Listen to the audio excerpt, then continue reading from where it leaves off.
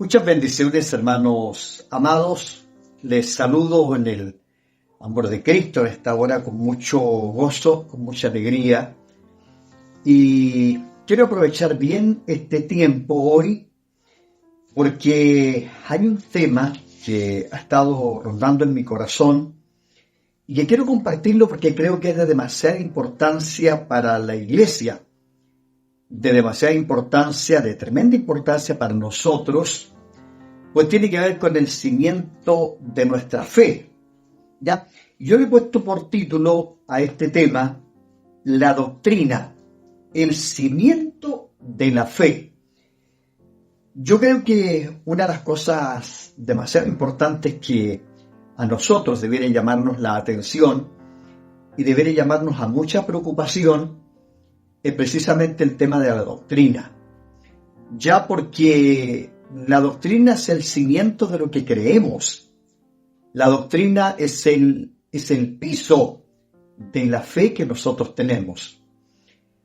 Cuando nosotros adquirimos en el año 2015 nuestra personalidad jurídica de derecho público acá en Chile, el abogado que nos ayudó a confeccionar la personalidad jurídica me dijo: sería súper importante, pastor, que usted colocara en la personalidad jurídica los fundamentos de fe, o sea, en qué se basa la iglesia, cuáles son los principios bíblicos y cuáles son los fundamentos de fe que tiene la iglesia.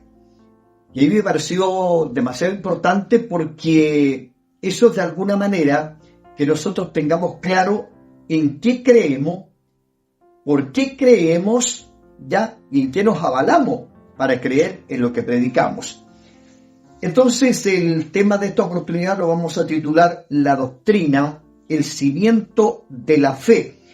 Y me gustaría compartirles la lectura bíblica que está en el libro de Primera Timoteo, en el capítulo 4, el versículo 16.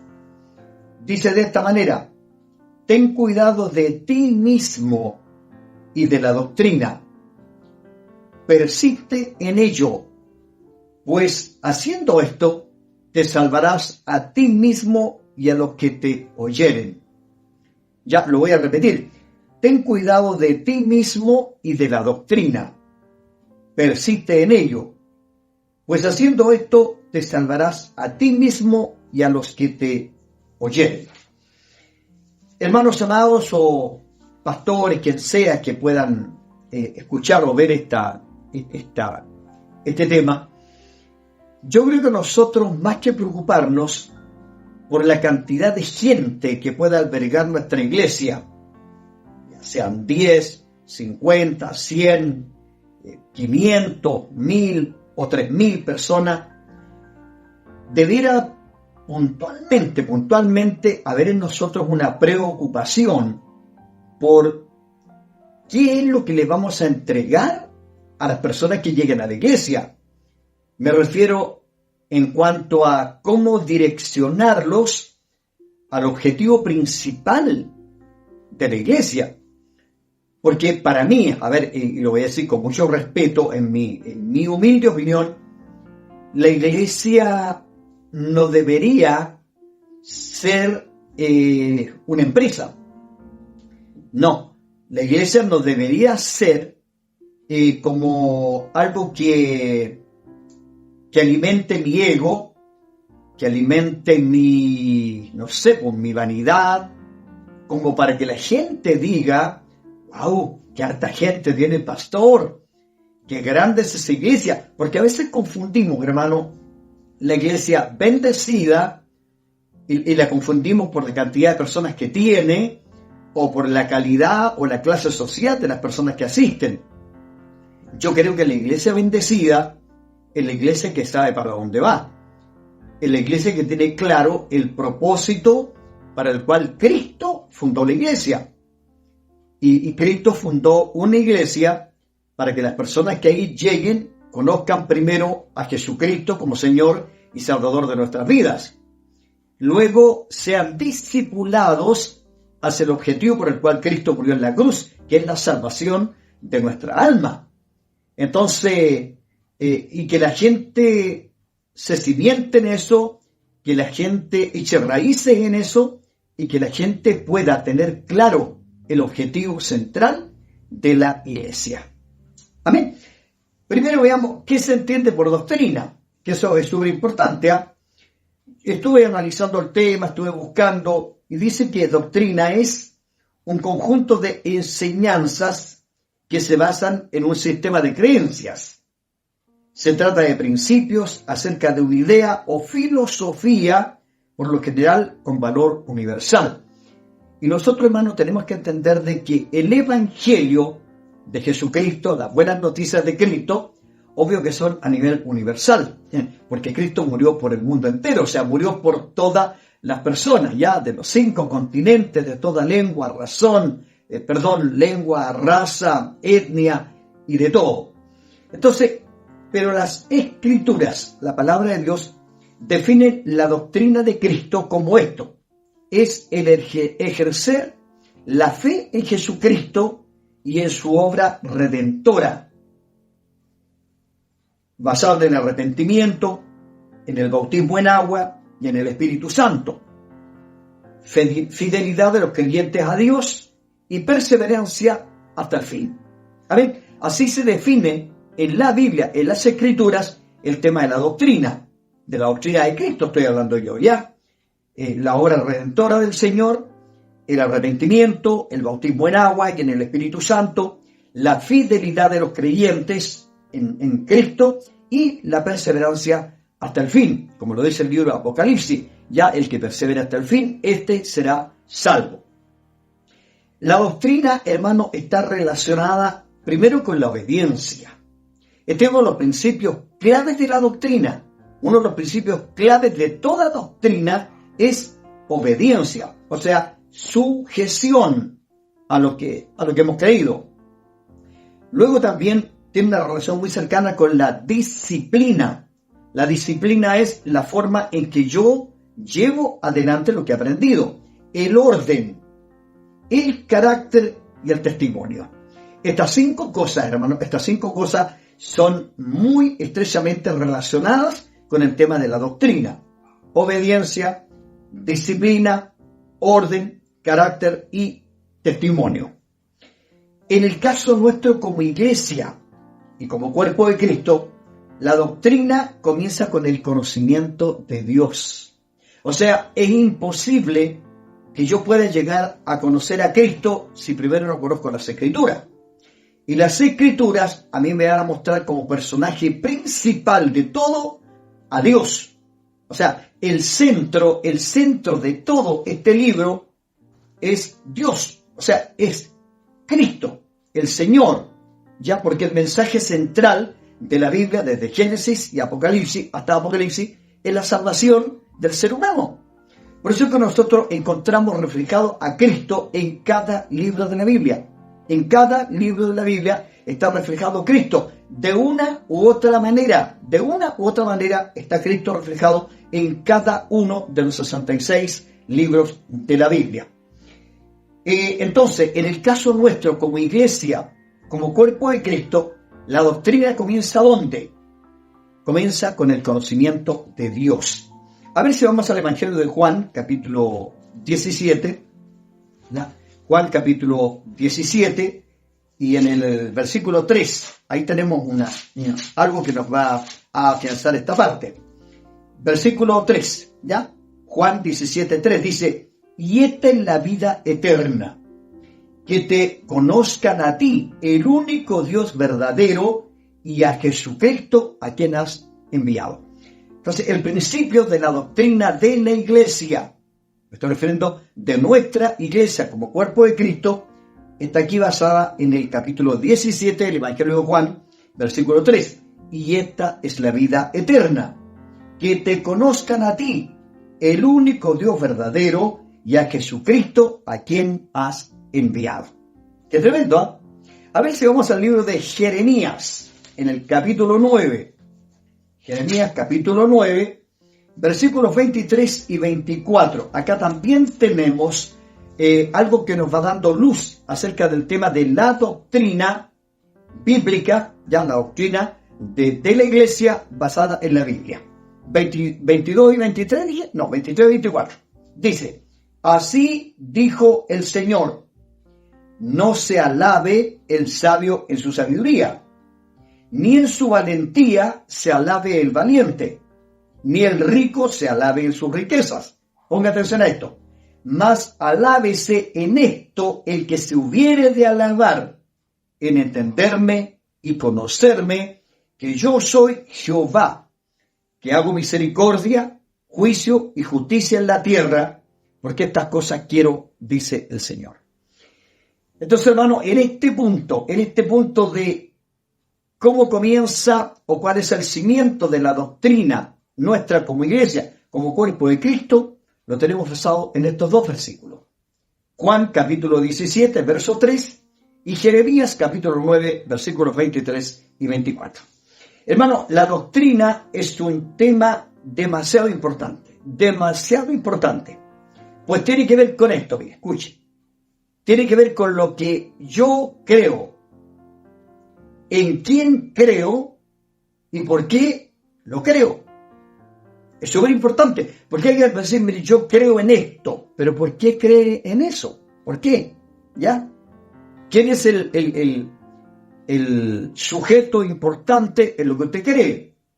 Entonces, la doctrina es un tema demasiado importante por esto, hermano, porque tiene que ver con lo que yo creo, con lo que usted cree, en quién yo creo, en quién usted cree y por qué lo creo. O sea, yo no puedo creer solamente porque alguien me dijo que tiene que creer en esto. No, o sea, tiene que haber algo que me lleve a eso. ¿Qué creo? ¿En quién creo? ¿Y por qué lo creo? ¿Se acuerda usted la historia de Felipe y el etíope? Vamos ahí al libro de los Hechos, para no equivocarme, creo que es capítulo 9, ¿ya? Del libro de los Hechos de los Apóstoles. Aquí está. Mire, dice que un ángel del Señor habló a Felipe y le dijo, levántate y ve hacia el sur por el camino que desciende de Jerusalén a Gaza, el cual es desierto. O sea, el Espíritu del Señor tomó a Felipe, el evangelista, y lo llevó a ese lugar. ¿Por qué lo llevó a ese lugar? Porque dice que desde Jerusalén venía, después de haber ido a adorar, de haber ido a las fiestas a Jerusalén, un etíope, un personaje súper importante de Etiopía, que era tesorero de Candace, reina de los etíopes. ¿Qué venía haciendo el etíope en el carro? Dice que venía leyendo al profeta Isaías. ¿Ya? Ok, venía leyendo al profeta Isaías. Pero el Espíritu del Señor le dice a Felipe, acerca del carro, pregúntale a ese sujeto si entiende lo que lee. Hermano, ¿podría usted imaginarse que a Dios le importa, que a Dios le interesa que yo tenga claro qué es lo que estoy haciendo? Que yo tenga claro lo que creo, en quién creo y por qué lo creo. A Dios le interesa. A Dios le interesa porque Dios tiene un propósito con usted como lo tiene conmigo.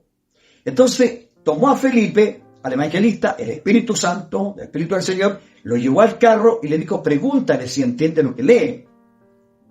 Obvio, el etíope no entendía lo que estaba leyendo porque le dice a Felipe, me gustaría que me explicaras de quién habla esto. ¿Lo habla de sí mismo o lo habla de otra persona? Y dice la palabra que Felipe le hizo entender lo que leía. Le hizo entender lo que leía. Y entonces dice que una vez que hubo entendido el etíope lo que decía la palabra y que tenía una relación directa con que Dios quería salvarlo, ya Cristo quería entrar en su corazón ese día del etíope y salvarlo. Y llegaron a la conclusión entonces que Felipe bautizó al etíope eunuco y eso permitió que a través de ese personaje el evangelio de Cristo viajara hasta a África y en Etiopía se conociera a Cristo a través de ese personaje. Entonces, ¿por qué quise hacer esto? Porque había un interés en el etíope, había un interés. Podemos nosotros entender, hermano, los pastores sobre todo, que la gente que asiste a nuestra iglesia asiste por un interés, tiene un interés. ¿Pero qué interés tiene? Interés por lo que Dios puede darles, interés porque Dios les haga un favor, interés porque Dios les haga un milagro. Entonces, la labor nuestra es enseñar a las personas. Por eso el Señor dijo que había que discipular discipular. Y uno de los temas más importantes del discipulado es la doctrina, hermano. La doctrina. Porque hoy por hoy, hermano, hay tantas corrientes doctrinales, y gente que hace doctrinas de cosas que no son bíblicas.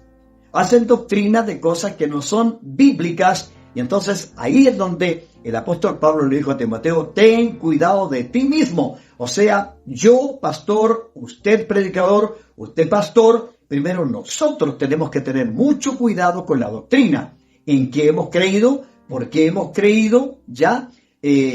¿A través de qué fue lo que creímos? Porque lo que nosotros transmitamos a la gente, eso va a ser el resultado. Entonces el apóstol Pablo decía, ten cuidado de ti mismo y la doctrina. Pues haciendo esto, o sea, llevando una sana doctrina, dice, te salvarás a ti mismo y también a los que te oyeren. Hay un peligro tremendo, hermanos, hay una responsabilidad muy grande en lo que nosotros predicamos, en lo que nosotros transmitimos, en lo que nosotros le entregamos a la congregación. Hay una responsabilidad demasiado grande. Pues, como decía Charles Spurgeon, el príncipe de los predicadores, un pequeño error doctrinal puede llevar a una persona al camino equivocado. Sin duda alguna que así va a ser. Mire, en el mundo entero, hermano querido, existen distintos puntos de vista sobre qué cosa, sobre la vida, sobre el origen del mundo, sobre el cosmos, sobre el espacio y sobre el destino del ser humano. Son tantas las corrientes filosóficas que existen respecto a esto. Por ejemplo, está el existencialismo, el humanismo, la ciencia, la filosofía y aquí está el cristianismo. Mire, pero dentro de todo aquello que pareciera ser todo filosofía está el Evangelio. Y el Evangelio no es una filosofía, no, el Evangelio es una forma de vida, porque Cristo no es una filosofía, Cristo es una forma de vida y Él viene a transformar el corazón del ser humano y a endilgarle, mostrarle, enseñarle el camino a la salvación de su alma. O sea, un conjunto de ideas, de saberes que de manera racional buscan establecer la realidad y sentido del mundo y del ser humano. Puntos de vista emanados ¿de quiénes? De los llamados grandes pensadores. Todos los aspectos filosóficos de la vida, todo lo que se llama filosofía es lo que emanó y sigue emanando de los llamados grandes pensadores. Sin embargo, el Evangelio de Cristo, hermano, es poder y potencia de Dios. Sin embargo, lo que usted y yo creemos, ya, es lo que ha sido inspirado divinamente por Dios. Vamos a 2 de Timoteo, ya, en el capítulo 3, los versículos 16 y 17, que yo creo que usted se lo sabe de memoria, hermano, se lo sabe de memoria. Dice, toda la escritura, o sea, esto, hermano, esto, que es en lo que se basa nuestra fe, que es el cimiento de nuestra fe, esto, las sagradas escrituras del Señor, dice que toda la escritura es inspirada por Dios. Amén. Inspirada por Dios. O sea, aquí no hay filosofía humana. Si bien es cierto, la Biblia fue escrita por alrededor de 40 escritores, pero ellos solamente escribieron. Ellos fueron los que tomaron la pluma y escribieron. Pero la inspiración, la revelación, lo que tenían que escribir, venía destilando de Dios, destilando del cielo, una inspiración de Dios. Entonces, y es útil, mire, esta es la gran diferencia que tiene la palabra de Dios con todos los aspectos filosóficos de la vida, porque es útil para enseñar, para redarguir, para corregir y para instruir en justicia, pero con un propósito, con una finalidad. ¿Y cuál es la finalidad?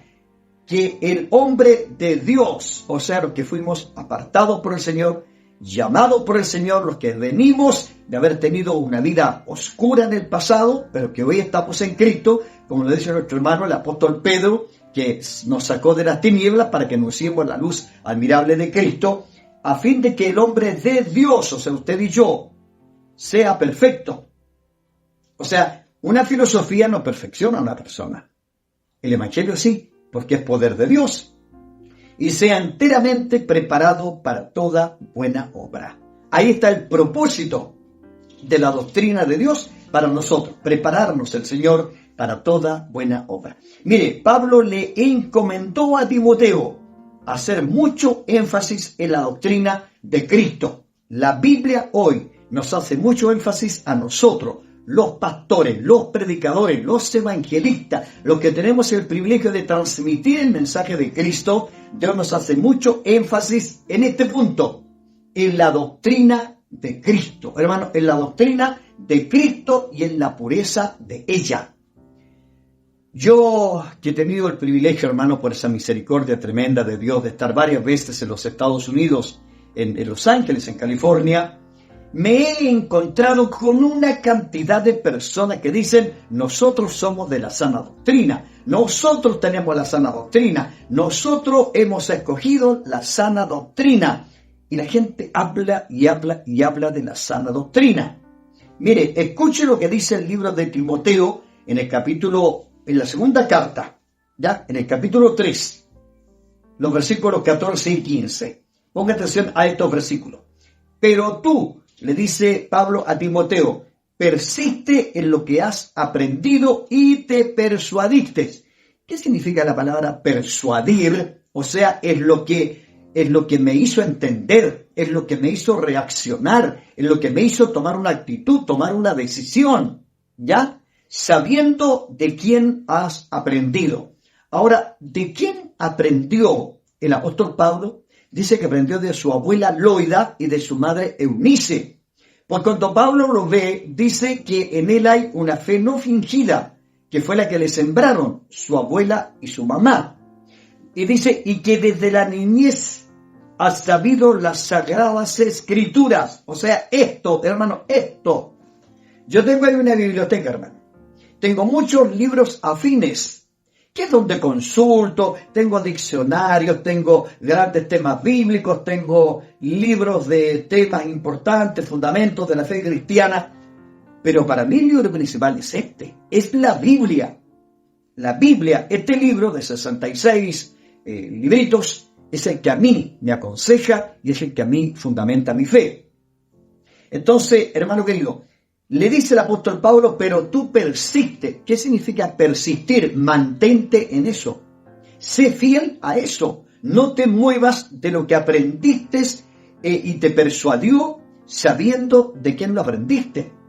Oiga, qué interesante cuando nosotros miramos atrás y tenemos el testimonio de nuestros padres o de nuestros abuelos que nos sembraron el Evangelio, que nos sembraron la palabra del Señor, nos sembraron una doctrina sana y pura. Dice, y que desde la niñez has sabido las sagradas escrituras. Escucha esto, las cuales te pueden hacer sabio, pero no para contender con los demás. No, te pueden hacer sabio no para que mires en menos a los demás, sino dice para la salvación, que es por la fe en Cristo Jesús. El apóstol Pablo dice, es pues la fe, ¿qué cosa? La certeza de lo que se espera, la convicción de lo que no se ve. Pero ¿cómo se adquiere la fe? Dice que la fe se adquiere a través de las sagradas escrituras. Amén. A través de la palabra de Dios nosotros adquirimos fe, aumentamos fe y aumentamos el conocimiento de Cristo. Ahora mire, el gran peligro por el cual el apóstol Pablo amonestaba y encomendaba a Timoteo que hablara fuerte acerca de la doctrina, el gran peligro está aquí en 2 Timoteo en el capítulo 4, entre los versículos 1 al 4. Mire que dice acá, te encarezco delante de Dios y del Señor Jesucristo, que juzgará a los vivos y a los muertos en su manifestación en su reino, que prediques la palabra. Hermano, no puede ser que alguien tome el púlpito de la iglesia para hablar de su persona. Si bien es cierto, todos cargamos un testimonio, pero mi testimonio no es la predicación principal. El mensaje principal de las Sagradas Escrituras es Cristo. Por eso es que todo mensaje, toda predicación desde el púlpito de una iglesia debe ser cristocéntrico, totalmente cristocéntrico. Hermano, yo puedo tener un testimonio muy fuerte, pero eso no va a salvar a una persona. A la otra persona la va a salvar Cristo y tiene que conocer a Cristo porque Cristo es el Salvador. Entonces dice que juzgará a los vivos y a los muertos en su manifestación en su reino, que prediques la palabra, lo que está aquí, no lo que a mí se me ocurra, no lo que yo piense, porque lo que yo pienso se puede transformar en una filosofía. Y mucha gente hace doctrina de lo que piensa. Pero el apóstol Pablo, inspirado por el Señor, dice que prediquemos esto, la palabra. Y dice que instemos a tiempo, o sea, que no dejemos pasar el tiempo, que no esperemos que alguien esté confundido, que no esperemos que alguien esté ahí al borde, pero al borde del error, para hablarle de la palabra. Dice que instes a tiempo y también fuera de tiempo. O sea, si alguien ya está confundido y todo, debemos predicarle para tratar de sacarlo del error. ¿Ya? ¿Y por qué? ¿Y cómo tenemos que hacerlo? Dice que tenemos que hacerlo redarguyendo y reprendiendo, si es necesario, pero con paciencia y con doctrina. Con doctrina, porque si nosotros no tenemos algo claro, algo firme, algo sólido, algo sustentable, ¿cómo le vamos a hablar a otro? Nos transformaríamos de ciegos, guías de ciegos. ¿Amén? Entonces dice, ¿pero por qué? ¿Cuál es el peligro? Porque vendrá tiempo cuando no sufrirán la sana doctrina. ¿Usted no cree que estamos viviendo ese tiempo ya? Estamos viviendo ese tiempo ya. Mire, a mí me pasó en una iglesia.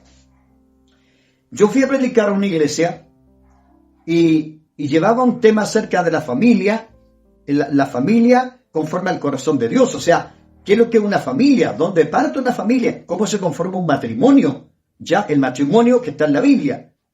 Y le conté al pastor, le dije, este es el tema que traigo. Me dijo, mire, le pediría si puede tener cuidado, porque hay hermanitos aquí que conviven nomás. Hay hermanitos aquí que no son casados, pero son buenos hermanos, ofrendan, diezman. Hermano, ¿sabe que me dio pena? Me dio pena. ¿Por qué me dio pena? Porque dije pensar que tiene en sus manos la posibilidad de ayudar a personas a ordenar su vida. A ordenar su vida y hacerlos escapar, hermano, del infierno, escapar de la condenación, del pecado. Entonces, cosas como esas nos dan a entender de que muchas veces, hermano, se enjuaga la palabra, se tergiversa la palabra. ¿Para qué? Para no causarle problemas a las personas. O sea, preferible quedar bien con una persona, pero quedar mal con Dios. Entonces, ahí está el problema, hermano, el gran problema. Entonces dice, porque vendrá tiempo cuando no sufrirán la sana doctrina, sino que teniendo comezón de oír, se amontonarán maestros conforme a sus propias concupiscencias, o sea, conforme a sus propios pensamientos pecaminosos, pensamientos, hermanos, de todo tipo, y comenzarán a predicarlos. Y apartarán de la verdad del oído y se volverán a las fábulas.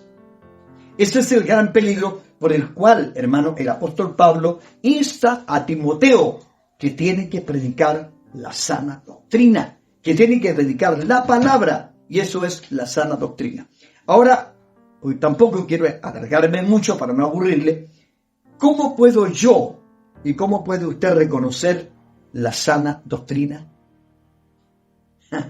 ¿Se da cuenta? ¿Cómo puedo yo darme cuenta?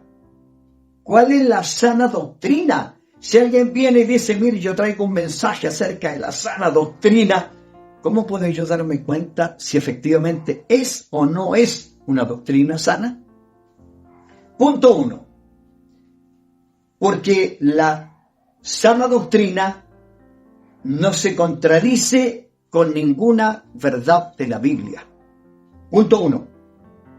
La sana doctrina, hermano, no se contradice con ninguna verdad de la Biblia. Pues si alguien le predica algo que se contradice a lo que está en la palabra, usted inmediatamente se va a dar cuenta que no es una doctrina sana. No es una doctrina sana. Si se contradice con lo que está aquí en la Biblia, entonces no es una doctrina sana. No es una doctrina sana. Es una doctrina falsa. Y si usted dice, a ver, ¿será tan así? Vamos a Gálatas, capítulo 1, verso 9. ¿Qué nos dice Gálatas, capítulo 1, verso 9 respecto de eso? Gálatas 1, 9, dije, ¿verdad? Ya. Mire, como antes hemos dicho, también ahora lo repito, si alguno os predica diferente evangelio del que habéis recibido, sea anatema, o sea mentiroso, maldito de parte de Dios. Esto lo dice Gálatas capítulo 1, verso 9, en el primer punto que dice, ¿cómo puedo yo reconocer la sana doctrina? Es porque no se contradice con ninguna verdad de la Biblia. Punto 2. Estamos viendo cómo reconocer la sana doctrina. La sana doctrina, hermano, no altera ni cambia el carácter de la santidad y la soberanía del Dios creador de todo. O sea, por eso antes le hablé del existencialismo, del humanismo y de todo tipo de filosofía. Por ejemplo, cuando alguien le dice, oiga, no, pues si al hombre no lo creó Dios, el hombre es una evolución. Ahí tenemos una filosofía. ¿Ya? Entonces, pero ¿se imagina usted que alguien nos predicara poniendo en duda que somos creación de Dios? Entonces, inmediatamente eso es una falsa doctrina. Es una doctrina falsa.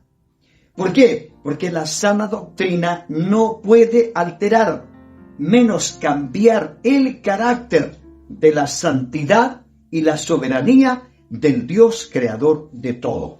Salmo 24, para apoyarnos. Salmo 24, versículos 1 y 2. Este tema, a mi hermano, me cautiva este tema de la doctrina, porque como pastor de la iglesia a mí me preocupa mucho este tema. Me preocupa mucho este tema, hermano. La Biblia dice claramente, 3 son los que dan testimonio en el cielo y en la tierra. El Padre, el Verbo y el Espíritu Santo. Y el Verbo es el Hijo. Entonces, el Padre, el Hijo y el Espíritu Santo dan testimonio de Dios en el cielo y también aquí en la tierra. Pero mira lo que dice el Salmo 24, versículo 1 y 2. De Jehová es la tierra y su plenitud. O sea, si alguien dijera, hermano querido, que Dios no creó las cosas, ya estamos frente a una doctrina falsa. Porque la Biblia dice que del Señor es la tierra y su plenitud, el mundo y los que en él habitan. ¿Y por qué? Porque Él la fundó sobre los mares y la afirmó sobre los ríos. Entonces, la sana doctrina no podría alterar ni cambiar, primero, el carácter de la santidad de Dios y menos la soberanía del Dios que lo ha creado todo. Tercero, la sana doctrina no puede sustituir, o sea, no puede reemplazar a Jesucristo como Redentor y Salvador de la humanidad. Por ejemplo, si a mí me dicen, no, si hay otra forma de cómo poder ser salvo, ¿no? Falsa doctrina. 1. Jesús lo dijo, Juan 14:6, yo soy el camino, soy la verdad y soy la vida, y nadie viene al Padre sino por mí. O sea, ahí tenemos nosotros inmediatamente que no hay otro medio, no hay otro puente, no hay otro mediador entre Dios y los hombres, sino solamente Jesucristo. Entonces, porque la sana doctrina no puede, estoy diciendo, o sea, que alguien le diga, yo traigo la sana doctrina, y si le hablan de un sustituto como Redentor, estamos mal, eso no es sana doctrina. Porque nadie puede sustituir a Jesucristo como Redentor y Salvador de la humanidad. Hechos capítulo 4. La religión tradicional, hermano, la religión tradicional, que dice que generalmente todo lo hacen a través de María y de Cristo. Si Cristo es el mediador nuestro, hermano, ante Dios. Y lo dice el libro de Hechos capítulo 4, versículos 11 y 12. Este Jesús es la piedra reprobada por vosotros los edificadores, la cual ha venido a ser cabeza del ángulo. Y en ningún otro hay salvación. Escucha esto. Porque no hay otro nombre bajo el cielo dado a los hombres en quien podamos ser salvos. O sea, no hay, hermano, no hay, amigo, no hay alguien más que pueda salvar al ser humano ante Dios, sino solamente Cristo. En una oportunidad, una persona católica, que ahora somos grandes amigos, me dijo, yo a ustedes los evangélicos los odio. Ahí, ¿por qué? Le dije. Porque ustedes niegan la Virgen. Yo le dije, ¿quién le dijo eso? Sí, ustedes la niegan. No, le dije, yo tengo claro que María fue virgen y a través de ella nació Cristo. Pero para mí no es mediadora y nunca lo será y no puede serlo. Porque el que murió por mí es Cristo y el que resucitó para venir a buscarme después como iglesia es Cristo. Entonces, habiéndole aclarado todo aquello, me dijo, le pido que me disculpe, me dijo, porque yo estaba en un error. Obvio. Y nosotros estamos, hermanos, para ayudar a sacar del error a las personas. Esa es la labor nuestra. Pero no discutiendo, no llegando a odiar a la gente. No, sino con la palabra. Por eso es que tenemos que tener claro, hermano, en qué hemos creído, en quién hemos creído y por qué lo hemos creído. Entonces, ¿cómo puedo yo y usted reconocer la sana doctrina? Porque la sana doctrina no cambia ni tergiversa las enseñanzas de Cristo. No, la sana doctrina no cambia ni tergiversa las enseñanzas de Cristo. ¿Qué dice Juan capítulo 17? A ver, Evangelio de Juan capítulo 17, versículos 3 y 8. 3 al 8, perdón. Dice, y esta es la vida eterna, que te conozcan a ti, el único Dios verdadero, y a Jesucristo a quien has enviado. Yo te he glorificado, esto lo dice el Señor, yo te he glorificado en la tierra, he acabado la obra que me diste que hiciese. Ahora pues, Padre, glorifícame tú al lado tuyo, con aquella gloria que tuve contigo antes que el mundo fuese. Es tremendo, ¿eh? He manifestado tu nombre a los hombres que del mundo me diste. Tuyos eran y me los diste y han guardado tu palabra.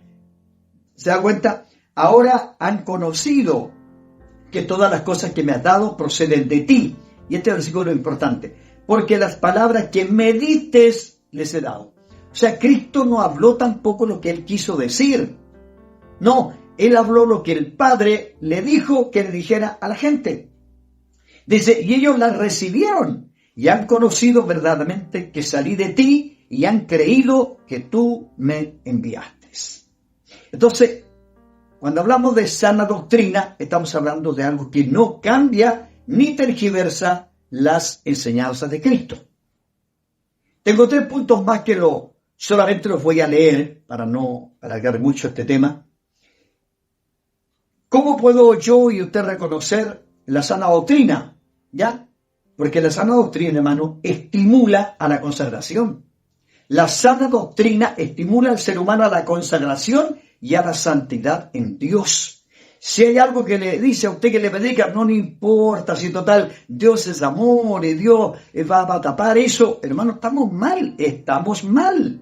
La sana doctrina estimula, motiva, mueve al ser humano a la consagración de su alma y a la santidad de su vida delante de Dios. Dios dice, sed santo porque yo soy santo.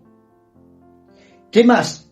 Porque la sana doctrina fortalece, estimula y hace crecer la fe en Dios a través de Cristo. Yo a través de la sana doctrina, hermano, fortalezco mi fe, estimulo mi fe y hago crecer mi fe en Dios a través de Cristo hasta que Él venga a buscar su iglesia. Y el último punto que quería tomar es este. Porque la sana doctrina tiene el respaldo y la confirmación del Espíritu Santo. La sana doctrina tiene eso, hermano. Tiene el respaldo y la confirmación del Espíritu Santo. Entonces vuelvo al texto inicial para terminar en donde mismo comencé.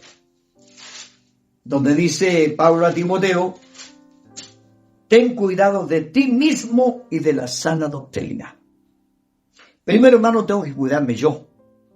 Cuidarme yo de tener una doctrina sana. La doctrina de la palabra. Tener claro en qué creo, en quién creo y por qué lo creo. Persiste en ello, me dice el Señor hoy día.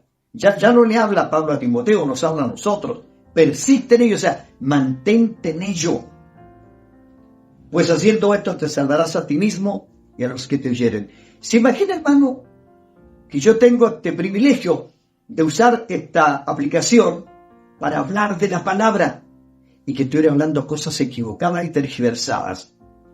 Y la gente que me tiene cierta estima, dijera, pues si lo dice el pastor Luis Quesada, entonces tiene que ser así, ¿no?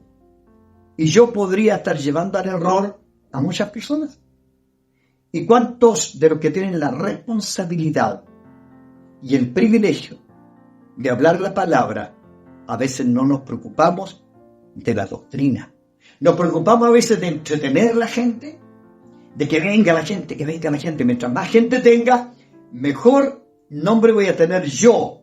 Hermano, si el nombre que tiene que ser exaltado es el nombre de Cristo, hermano. Es el nombre de Cristo. Y eso solo se logra cuando la gente tiene una doctrina sana. Ahora voy a concluir con lo siguiente. Para no ser engañados, el apóstol Pablo le hace una recomendación tremenda a Timoteo en los versículos 13 y 15 en su primera carta, capítulo 4. A ver, para no enredarlo. En la primera carta, en el capítulo 4, Pablo le habla a Timoteo en los versículos 13 y 15 qué tiene que hacer para no ser engañado. Le dice, entre tanto que voy, ocúpate en 3 cosas. Y estas 3 cosas son fundamentales, hermano, para que yo pueda fortalecer la doctrina de Cristo en mi corazón y pueda fortalecer la doctrina de Cristo en la iglesia, que por misericordia el Señor nos tiene junto a mi esposa ministrando, y que donde yo vaya a predicar puede hacerlo de la misma forma. Entre tanto que voy, le dice, ocúpate en 3 cosas. Primero, la lectura. Una persona que no lee la Biblia, y que solo anda agarrando escritos por aquí, por allá, de este y del otro, y los predica como si fueran propios, tiene, hermano, un porcentaje tan alto de caer en una doctrina falsa. Porque si usted no coteja lo que le enviaron al Facebook o donde se le han enviado, no lo coteja con lo que dice la Biblia, fácilmente usted puede ser engañado. Es como los aparatos estos de computación o teléfonos que fácilmente se pueden infectar con virus si nosotros no tenemos cuidado, que es lo que recibimos a través de nuestras plataformas. Entonces le dice el Señor, porque es Dios el que habla, dice, preocúpate primero en la lectura. Punto 1. 2. En la exhortación. ¿Qué es la exhortación, hermano? Es desmenuzar, es buscar, escarbar, indagar, ¿ya? Escudriñar. Y la tercera cosa es en la enseñanza. Pues yo no puedo leer harto y buscar harto para engordar yo. No, sino tiene que ser para compartirlo, para tratar de sacar a alguien del error. El apóstol Santiago dice que el quisiere volver al pecador del error de su camino, dice que cubrirá multitud de pecados y saldrá un alma del infierno. Entonces eso es súper importante. Y en el verso 15 le dice, ocúpate en estas cosas, en estas 3 cosas, en la lectura, en la exhortación y la enseñanza. Ocúpate en estas cosas, permanece en ellas, para que tu aprovechamiento sea manifiesto a todos. Hermanos, este es el tema que yo quería compartir y anhelaba hacerlo a esta hora, anhelaba hacerlo porque en mi corazón estaba poder hablar esta palabra, decir esta palabra, porque es importante, hermano, la doctrina. Es muy importante que nosotros tengamos cuidado para no ser engañados. Ve que la Biblia dice que incluso intentará, hermano, el enemigo intentará engañar, incluso si es posible, a los escogidos. Usted es un escogido, yo soy un escogido. Tengo que tener cuidado. Tengo que tener cuidado qué es lo que recibo, de lo que escucho y de lo que hablo, porque es mi responsabilidad la salvación de mi alma. Pero también lo que yo hablo tiene que tener un grado muy alto de responsabilidad. Que el Señor les bendiga. Yo espero que esto tan sencillo que he preparado sea de provecho para usted, sea de provecho para quien lo escuche, y si puede compartirlo, compártalo. Todo está escrito aquí. Todo está sustentado aquí en la palabra del Señor. Un abrazo para todos, que Dios les bendiga y pronto espero tener otro tema de conversación respecto de la palabra del Señor. Que Dios les bendiga. Un abrazo para todos en Cristo Jesús.